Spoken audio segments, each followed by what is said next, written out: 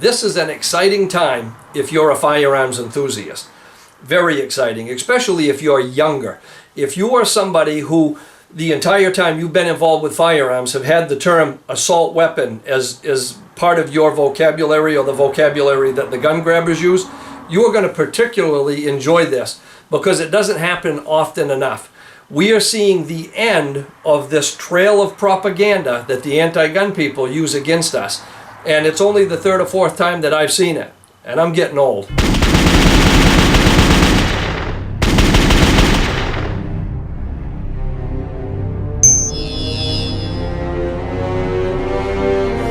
First, let's unlock the code. How do these people achieve the attention that they get that create a situation where we are forced to defend the truth? They take an item, a common item, and create frenzy, whip people up into a fury of believing that this new item, something that's never before existed, that Pandora's box has just started to release, has just found its way to the market, and we have to do everything we can to put it back because it's just far too dangerous for us as a civil society to be responsible with, to be able to own. In the late 1980s, mid to late 1980s, the gun control or anti-gun movement was at really a low. It wasn't going anywhere. The anti-gun movement was stalled, and they needed to invent something to keep them relevant. Josh Sugarman from the Violence Policy Center coined the term assault weapon. He did it to specifically fool the general public into believing something existed that didn't exist before, and we needed to get rid of it right away. They coined the term assault weapon, and every time they would discuss this new classification of firearm, which at the time the legislation they were proposing involved only semi-automatic firearms, they would show video footage of fully automatic firearms. That would create and perpetuate the confusion.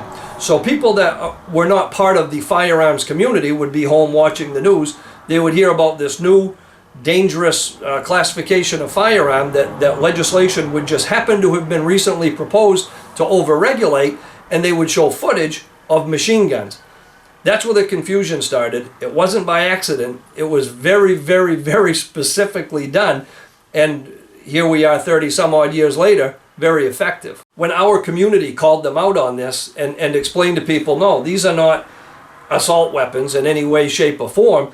They're only semi-automatic firearms. They're firearms with a design that's over 100 years old, and they're very commonly used on a daily basis by millions of people.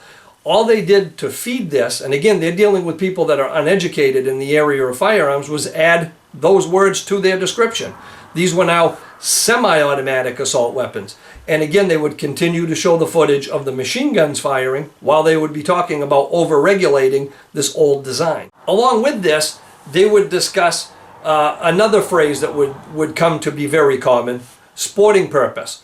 So they would claim these guns have no sporting purpose, therefore we don't need them. You don't use those to hunt. Who would possibly need one of these? That was their argument. And they started using that as a litmus test for a lot of things. Sporting purpose, whether it be imports, manufacture, ownership. If something was deemed not to have a sporting purpose, like this new Demon that they had just released, the poster child was the AR-15 family of guns, which at the time wasn't really super common, and the ones that were out there were quite expensive. There were only a few people manufacturing them. This gun clearly did not meet their definition of this new term, sporting purpose, therefore nobody needed one. We fought tooth and nail on this issue for years and years and years. The early 90s came, we saw this ban that Bill Clinton signed, the assault weapons ban. And it banned guns that had this the physical characteristics of what they called an assault weapon. It had a 10-year sunset on it, and 10 years later, in 2004, that ban sunset. So people could domestically manufacture these firearms again.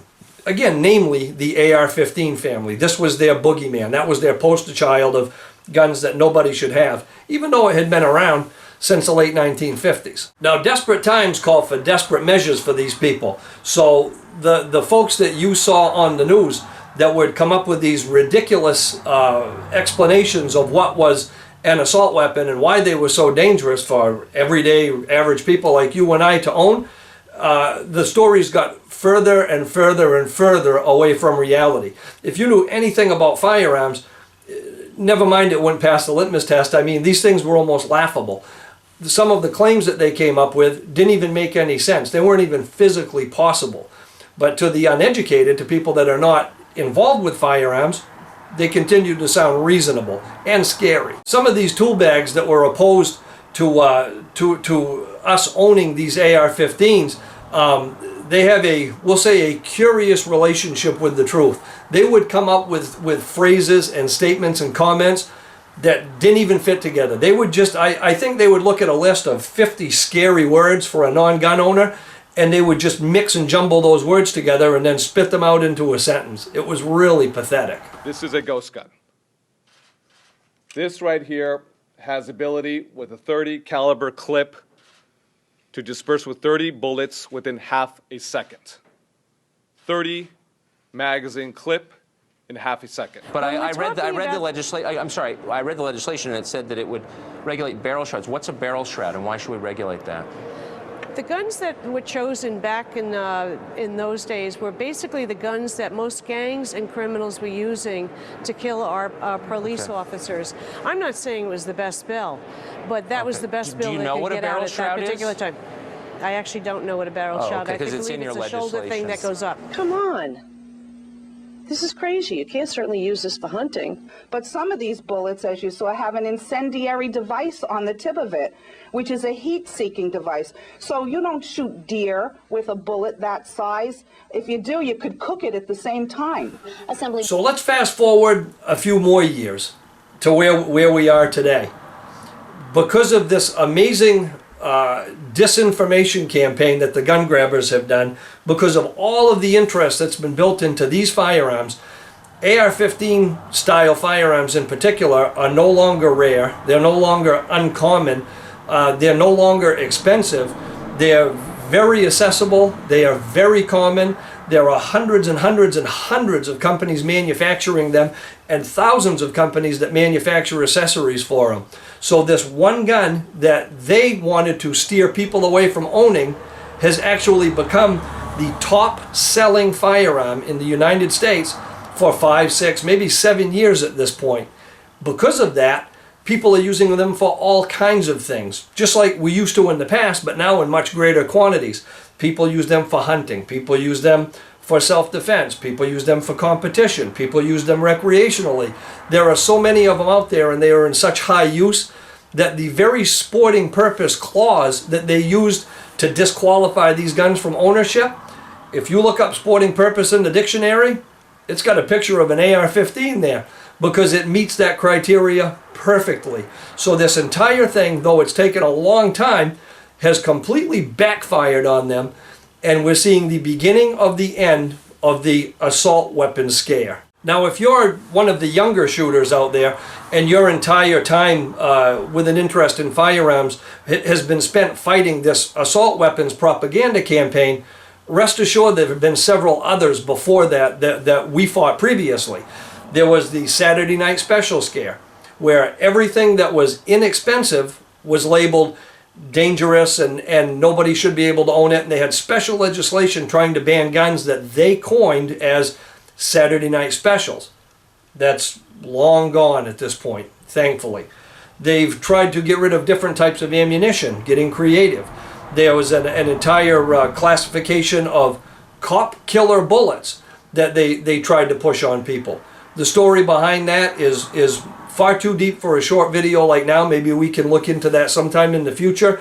But they actually created a classification of bullet that no one had, that no one was using, and then demanded we get rid of all of the ammo that we were using.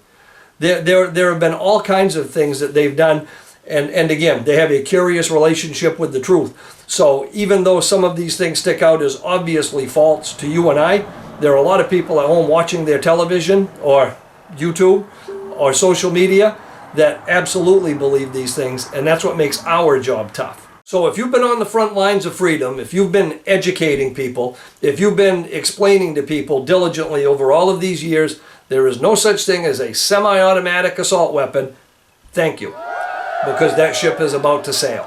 Now that doesn't mean that the war in general is over. Just like they did with Saturday Night Specials and Cop Killer Bullets, they're going to come up with a new boogeyman. It's going to sound just as ridiculous to you and I. It's going to sound just as reasonable to the people that they're trying to reach.